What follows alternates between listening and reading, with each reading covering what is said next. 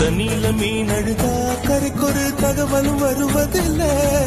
எனக்குள்ள நான் அழுதா துடைக்கவே எனக்கு ஒரு நாதி இல்ல.